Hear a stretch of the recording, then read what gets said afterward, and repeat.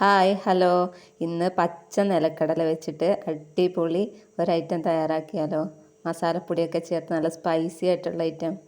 അപ്പോൾ ഇതാ പച്ച നിലക്കടല കഴുകിയെടുക്കാൻ വേണ്ടി ഒരു പാത്രത്തിലേക്ക് ഇട്ട് കൊടുക്കുവാണ്. ഇത് കമ്പത്ത് പോയപ്പോൾ ഇക്ക കൊണ്ടുവന്നതാണ്. അപ്പോൾ ഇതിനകത്ത് മണ്ണൊക്കെ ഇങ്ങനെ കട്ട മണ്ണൊക്കെ ഉണ്ട്. അപ്പോൾ അത് നന്നായിട്ട് കഴുകിയെടുക്കുവാണ്. ഒരു 3-4-5 പ്രാവശ്യം കഴുകിയെടുക്കണം, നല്ല ചെളിയുണ്ടായിരുന്നു. അങ്ങനെ ഇതാ നന്നായിട്ട് കഴുകി എടുത്തിട്ടുണ്ട്. ഇനി അതൊരു കുക്കറിലേക്ക് ഇട്ട് കൊടുക്കുക. കുക്കറിലിട്ട് വിസിലടിച്ചെടുത്താൽ പെട്ടെന്ന് വെന്ത് കിട്ടും. അപ്പം കുക്കറിലേക്ക് കഴുകി ഇട്ട് കൊടുത്തതിന് ശേഷം അതിലേക്ക് ആവശ്യത്തിന് ഉപ്പ് കൂടെ ചേർത്ത് കൊടുക്കുക. ഉപ്പ് അല്പം കൂടുതൽ ചേർത്ത് കൊടുക്കണം. അപ്പോൾ അതിൻ്റെ ഉള്ളിലേക്ക് ഇറങ്ങാൻ വേണ്ടിയിട്ട് കുറച്ചധികം ഇട്ട് കൊടുക്കുക. അങ്ങനെ ഇതാ 3 വിസിലൊക്കെ അടിച്ച് കടല വെന്ത് വന്നിട്ടുണ്ട്. ഇതാ ഈ ഒരു പരുവത്തിൽ വെന്ത് കിട്ടേണ്ടത്.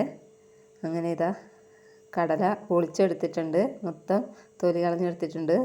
പൊളിച്ചെടുത്തപ്പോൾ ഇച്ചിരിയേ ഉള്ളൂ, തൊലിയാണ് കൂടുതൽ.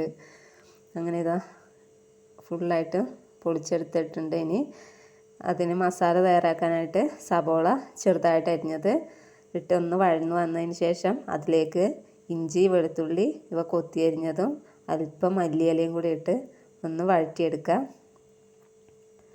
അങ്ങനെ വഴന്ന് വന്നപ്പോൾ അതിലേക്ക് 2 പച്ചമുളക് മുറിച്ചിട്ടതും കൂടെ ചേർത്ത് കൊടുത്തിട്ടുണ്ട്. ഇനി അതിലേക്ക് കുട്ടി തക്കാളിയാണ് ഞാൻ ചേർത്ത് കൊടുത്തിട്ടുള്ളത്. അത് ഒരു 3-4-5 എണ്ണം ചേർത്ത് കൊടുത്ത് നന്നായിട്ട് വഴറ്റി കൊടുക്കുക. അല്പം കറിവേപ്പിലയും കൂടെ ചേർത്ത് കൊടുത്തിട്ടുണ്ട്.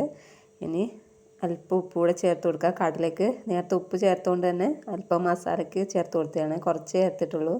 ഇനി പൊടികളായിട്ട് 2 സ്പൂണ് കാശ്മീരി മുളക് പൊടിയും പിന്നെ 1/4 spoon chicken masala, 1/4 spoon garam masala, 1/4 teaspoon കുരുമുളക് പൊടി ഇവയൊക്കെയാണ് ചേർത്തിട്ടുള്ളത്. പിന്നെ അല്പം മഞ്ഞൾപ്പൊടി ഇവയൊക്കെ ചേർത്ത് നന്നായിട്ട് പച്ചമണം മാറിയതിന് ശേഷം അതിലേക്ക് അല്പം വെള്ളവും കൂടെ ചേർത്ത് ഒന്ന് ഇളക്കിയതിന് ശേഷം അതിലേക്ക് നേരത്തെ പൊളിച്ച് വെച്ച കടല കൂടെ ചേർത്ത് കൊടുക്കുക.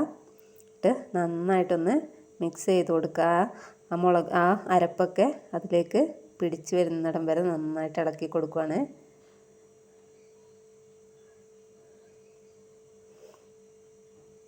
ഇനി അതിലേക്ക് മല്ലിയിലയും അല്പം കറിവേപ്പിലയും കൂടെ ചേർത്ത് ഒന്ന് ഇളക്കി കൊടുക്കുക.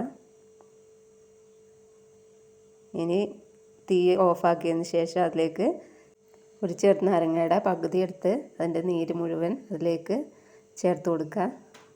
എന്നിട്ട് നന്നായിട്ടൊന്ന് മിക്സ് ചെയ്ത് കൊടുക്കുകയാണ്. അങ്ങനെ ഇതാ നന്നായിട്ട് ഇളക്കി യോജിപ്പിച്ചെടുത്തിട്ടുണ്ട്. ഇനി അതൊരു പാത്രത്തിലേക്ക് മാറ്റാം. അടിപൊളിയായിട്ടുണ്ട്. നല്ല പുളിയും എരിവും ഒക്കെ ആ മല്ലിയിലയുടെയൊക്കെ ആ ടേസ്റ്റൊക്കെ കൂടെ അടിപൊളിയാണ് കഴിക്കാൻ.